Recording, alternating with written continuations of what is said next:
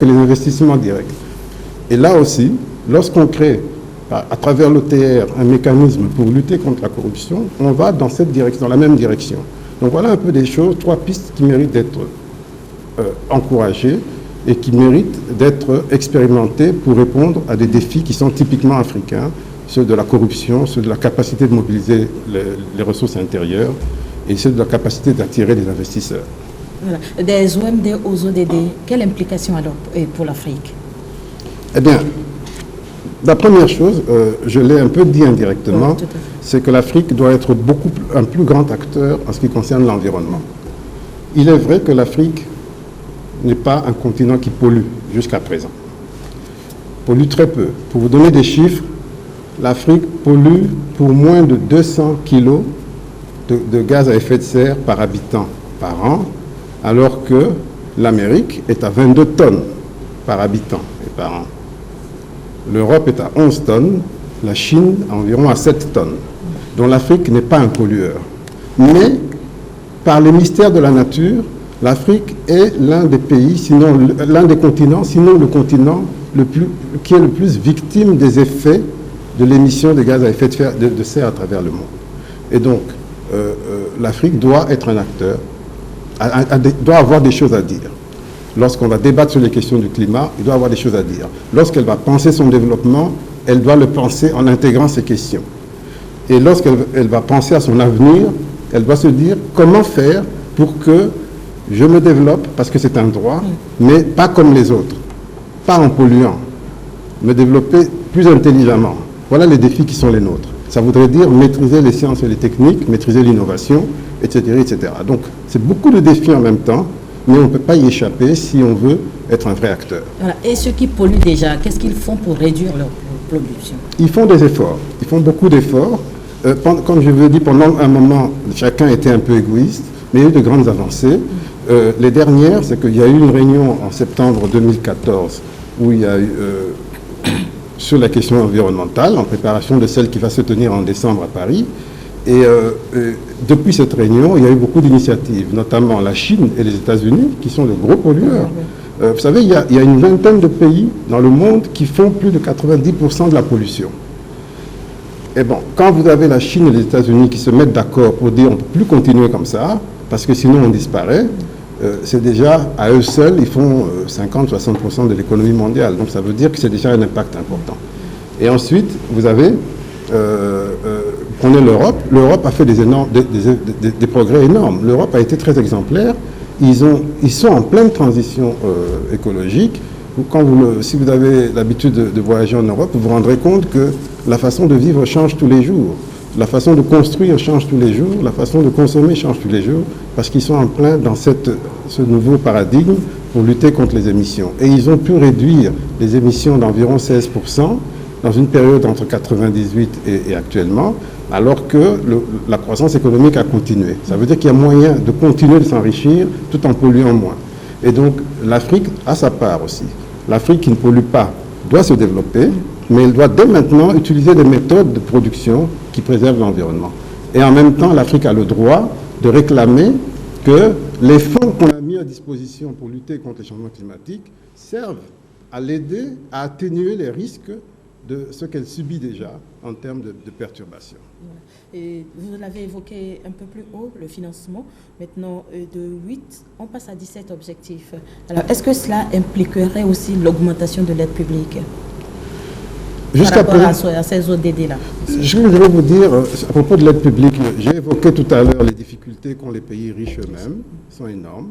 Il y a un nouveau défi qui vient s'ajouter, c'est l'environnement. Il faut financer le combat contre le climat, pour le climat, il faut le financer, c'est-à-dire l'atténuation des risques actuels ou la réduction des émissions nocives. Et donc, les pays riches ont beaucoup de pression également. Ça, c'est un. Deuxièmement, les pays pauvres ne veulent plus apparaître comme des enfants qui ne font qu'attendre. Ils veulent se prendre en charge. Ils veulent prendre en charge leur développement. Ils veulent s'émanciper. Et ce sont de nouvelles données qu'il faut considérer. Et surtout en Afrique, les gens, ils veulent émerger, mais ils veulent aussi être plus autonomes dans leurs décisions. Et ça, c'est des données qu'il faut mettre sur la table et voir comment on avance avec cela. Et donc, on est dans une phase où l'aide publique au développement classique va réduire en importance. Elle reste toujours très importante, mais elle va prendre moins d'importance au profit de l'investissement direct étranger, au profit du financement public par les pays, etc., financement interne par les budgets des pays. Voilà un peu les nouvelles tendances qui se dessinent. Mais ça demande que les pays se mettent en situation de bien gérer leurs ressources, de bien anticiper, comme le Togo essaie de le faire et d'autres également. Qu'attend-on concrètement pour l'année 2030 ? Pour l'année 2030, on espère qu'on aura un nouveau modèle économique pour le monde qui fasse que toutes les émissions de gaz à effet de serre comprises, n'entraînent pas une augmentation de plus de 2 degrés de la température de la Terre. Parce qu'on pense qu'au-delà de 2 degrés, c'est la catastrophe. Il faut qu'on soit en dessous de 2 degrés. Et certains experts disent que l'accord passé entre les États-Unis et la Chine, l'accord mutuel pour réduire leurs émissions, peut permettre d'atteindre cet objectif. Mais il ne faudrait pas qu'entre-temps, les pays africains qui veulent tous émerger, parce qu'on parle tous d'émergence, il ne faudrait pas qu'eux fassent ce que la Chine avait fait. Donc il faut qu'on fasse mieux que la Chine. Voilà un peu l'équation.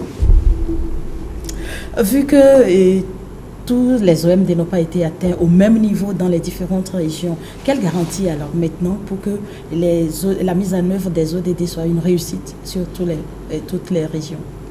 Eh bien, moi j'ai confiance parce que j'ai quand même quelques années d'expérience de coopération au développement dans plusieurs pays. Ce que je retiens, c'est que souvent on a de la frustration quand on est au quotidien. On se dit, mais on n'a pas l'impression que ça avance comme on le souhaite, etc. Que l'on soit acteur du développement ou bien bénéficiaire, souvent on est très pessimiste ou négatif dans ce qu'on dit, mais quand on regarde avec le recul, on se rend compte qu'il y a beaucoup de progrès dans beaucoup de domaines. Et donc finalement, j'emprunte cette expression de notre directeur régional qui récemment a parlé de l'Afrique, des progrès de l'Afrique comme ceux d'une tapisserie. Quand vous prenez une tapisserie, vous la regardez à l'envers, vous regardez les fils à l'envers, ça n'a pas de sens. Les fils vont dans tous les sens, vous dites mais c'est quoi ça? Mais quand vous retournez, vous voyez un beau tapis, un beau modèle, etc.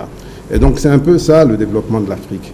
Quand on prend par l'envers, on ne voit rien, on ne sait pas où on va. On a l'impression que ça n'avance pas, on ne comprend pas et tout. On ne voit que des choses incohérentes. Mais quand on regarde de l'autre côté, on voit des progrès. Et c'est le cas de la majorité des pays africains. Ils avancent, il y a parfois des petits reculs, des petites stagnations, on se cherche, mais globalement, sur la longue tendance, les pays africains avancent. Ce qu'il faut souhaiter, c'est qu'ils avancent plus vite, mieux, parce que derrière, il y a des jeunes, une jeunesse qui est explosive, qui vient et qui n'a pas le temps d'attendre. Elle ne peut pas attendre des progrès lents. Elle est très, très urgente, très, très pressée, et si les progrès sont trop lents, la jeunesse prend la parole et là on va dans des catastrophes comme on le voit dans certains pays qui sont en train de disparaître. Vous voyez la Syrie, vous voyez le Yémen, vous voyez la Somalie, il y a des pays qui disparaissent parce que le nord du Nigeria, parce que la jeunesse est impatiente. Voilà le défi qui est le nôtre. Voilà. À partir de janvier 2016, qu'est-ce qui va se passer pour que nous, population, nous sentions vraiment que des OMD, nous passons aux ODD? Bien, il y aura beaucoup de sensibilisation qui a déjà commencé. D'ailleurs, vous faites très bien, Madame Irène Walla, de nous inviter. Vous faites très bien parce que ça fait partie de la sensibilisation. Ça montre que vous-même, vous êtes déjà sensibilisé et ça, c'est une bonne chose. Et on devrait en faire davantage parce que c'est une affaire de tous, aussi bien des dirigeants que des accompagnateurs et que des populations elles-mêmes.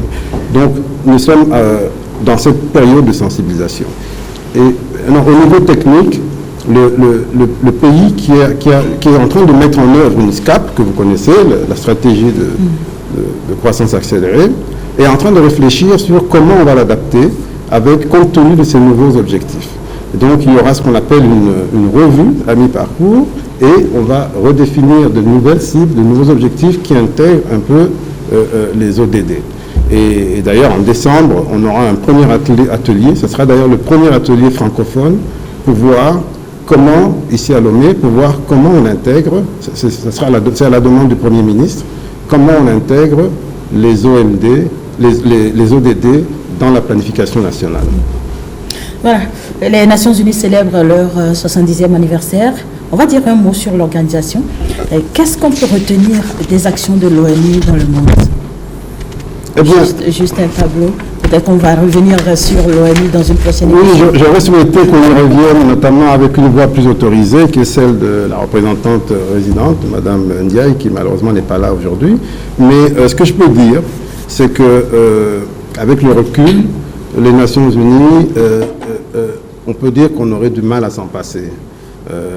Il y a beaucoup de critiques sur les Nations Unies, c'est normal, mais les Nations Unies qui sont là pour renforcer la coopération pour le développement, pour la paix et pour le développement, servent un peu de ciment et de repère et d'ultime recours. Les Nations Unies ont deux grands pieds, et un pied politique et un pied développement. Le pied politique qui culmine avec le Conseil de sécurité et le pied développement à travers l'Assemblée générale et toutes ces agences de développement. Nous pensons que tout ce que nous émettons comme cadre normatif, c'est-à-dire les principes, les règles, les grands principes et les grandes règles, c'est absolument important pour guider le monde. Et c'est le résultat d'ailleurs du travail des pays eux-mêmes. Ce n'est pas un travail de technocrates qui viennent dicter. Non, c'est un travail des pays qui discutent, qui se mettent ensemble. Mais une fois que c'est décidé, il faut que ce soit porté par des gens. Et les Nations Unies font ça très bien. Comme je vous ai dit, on n'aurait pas eu les OMD, on n'aurait pas eu les ODD, et les OMD, tout le monde est d'accord pour dire, tout le monde est d'accord pour dire que les OMD ont réussi. Donc les Nations Unies jouent un rôle important. La même chose pour la paix, même si entre l'idéal que prônent les Nations Unies et la réalité qui dépend du jeu des États, il y a toujours une marge, mais il faut cet idéal comme guide, comme boussole, que nous portons au nom des États, et absolument, et je pense qu'on ne pourrait pas s'en passer. Alors, après 70 ans, quels sont les prochains grands défis, les perspectives? Je crois qu'on entre maintenant dans les ODD. C'est ça qui sera à l'ordre du jour jusqu'en 2030, et donc jusqu'au 85e anniversaire. On sera en plein dans les ODD, comme on a été dans les OMD, à la seule différence que les ODD ont bénéficié, le chef de l'État l'a dit, d'une appropriation supérieure aux OMD, parce qu'on a consulté en tout plus de 2 millions d'individus directement dans l'ensemble des pays avant de les définir. Donc on sera absolument là-dedans. L'idée, c'est que plus on crée un monde prospère, moins il y a de tensions, moins il y a de conflits. Voilà un petit peu de façon résumée. Pour finir, M. Kazadi, on a parlé des OMD de 2000 à 2015. On va parler des ODD de 2016 à 2030. Alors, et après 2030, de quoi va-t-on parler? On fera le bilan. On fera le bilan. Comme pour les OMD, on a fait des bilans tous les 5 ans. Tous les 5 ans, il y a eu un sommet de suivi des OMD. Ça sera à peu près un exercice similaire. Et on fera le bilan pour voir où on est. De la même manière qu'on a découvert que l'aspect environnemental a été un peu laissé pour compte, peut-être qu'on découvrira d'autres choses et on fera mieux, on fera plus. Je crois que c'est dans l'ordre même des choses et c'est ça qui est intéressant. Merci M. Kazadi d'être passé sur les plateaux de la télévision togolaise. C'est moi qui vous remercie. Merci beaucoup. C'est la fin de cette émission consacrée aux OMD ODD. Merci de votre bonne attention et à dimanche prochain.